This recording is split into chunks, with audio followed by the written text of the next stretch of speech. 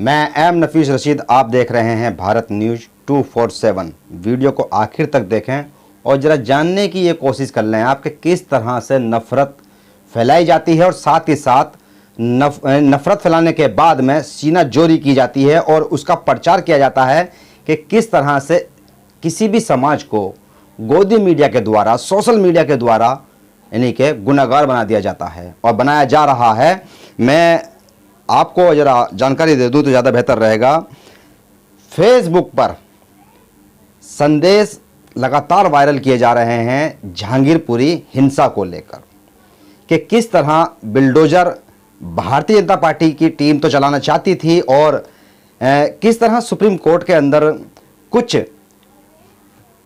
टुकड़े टुकड़े गैंग ने इन यानी कि बिल्डोजर चलवाने से रुकवा दिया। यानी कि भारतीय जनता पार्टी ये खुले शब्दों में दिखाना चाहती है कि वे हिंदुत्व की बात करती है और साथ ही साथ अगर कोई हिंदुत्व से टकराने की बात करेगा तो यानी कि बेहिसाब तरीके से बुलडोजर चला के उसको नस्तो नाबूद कर दिया जाएगा, चाहे सुप्रीम कोर्ट क्यों ना इसके अंदर दखल दे।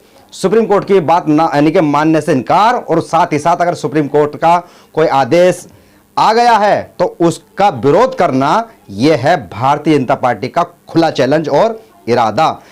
बताना चाहूँगा, मैं आपको दिखा रहा हूँ ये पोस्ट और ये लिखा है, दिल्ली में बुलडोजर चलाने के खिलाफ सुबह 10:55 पर याचिका दाखिल हुई। सबसे पहले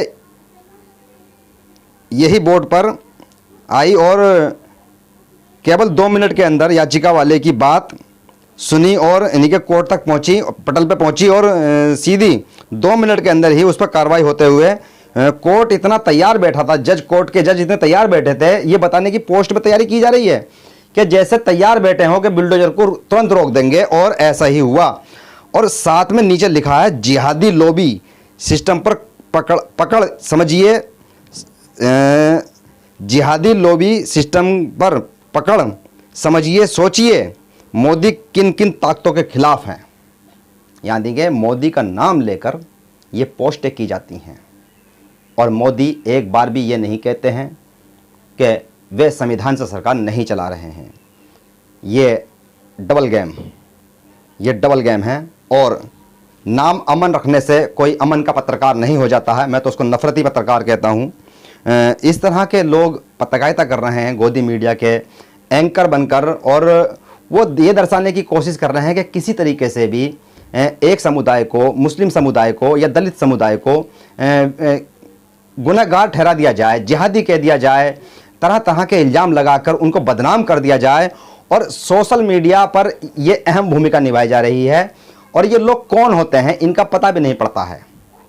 सबसे बड़ी बात, आप इसकी सर्च करेंगे तो आपको ये आईडी नहीं मिलेगी, कौन चला रहा है नहीं मालूम, कहाँ से चल रही है नहीं मालूम, और इतनी भड़काऊ पोस्टर डालते हैं और किसी को भी नहीं बकसते हैं। सुप्रीम कोर्ट की बिल्कुल भी इज्जत नहीं कर रहे हैं।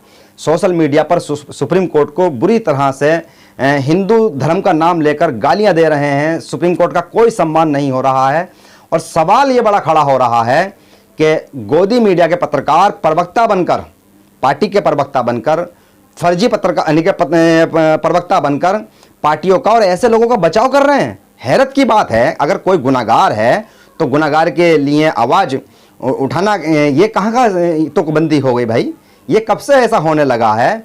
और समाज पर भी ज़रा एक सवाल बनता है और समाज से सवाल भी बनता है कि समाज भी ऐसे लोगों को देखना पसंद कर रहा है, उनकी वीडियो को शेयर कर रहा है, उनकी पोस्टों को शेयर कर रहा है जो नफरत फैला रहे हैं।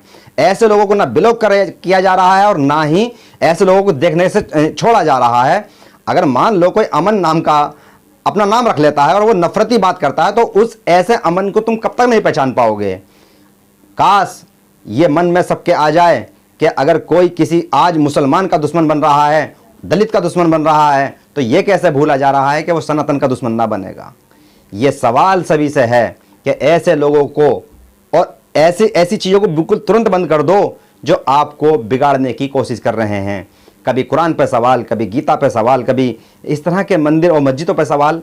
नहीं बात कर रहा है तो कोई महंगाई पे बात नहीं कर रहा है, नहीं बात कर रहा है तो किसान के द्वारा की जा रही आत्महत्याओं पे बात नहीं कर रहा है। गेहूं की पोजीशन क्या पहुंचने वाली है, इस पर कोई बात नहीं कर रहा है। सूचनाएं पूरी तरह से बंद कर दी गई हैं। और मैं फिर वही कहूंगा, अगर इस तरह की पोस्टों को कोई बढ़ावा दे रहा है और अगर इसमें नाम नरेंद्र मोदी जी का आ रहा है, तो नरेंद्र मोदी जी आप सोचिएगा, आप देश के प्रधानमंत्री हैं, आपको पूरी दुनिया जानती है, और आपका नाम ले लेकर ये लोग कहां पहुंचा रहे हैं, या फिर साफ शब्दों में कह दो कि आप इनको आगे बढ़ा रहे हैं, वरना ऐसे लोगों पर सख्त कार्रवाई करिए। ये आपकी छवि को नुकसान पहुंचा रहे हैं। हालांकि 7 सालों में, या आप भी अच्छी तरह जानते हैं, इशारों में बड़े अच्छे भाषण देना जानते हैं आप, कि किस तरफ को आप बढ़ावा देते हैं। बहरहाल ये घंटी खतरे की आपके लिए भी है और उन सब के लिए है जो नफरत का साथ दे रहे हैं और नफरत को आगे बढ़ा रहे हैं। मैं एम नफीस रशीद, आप देख रहे थे भारत न्यूज 247।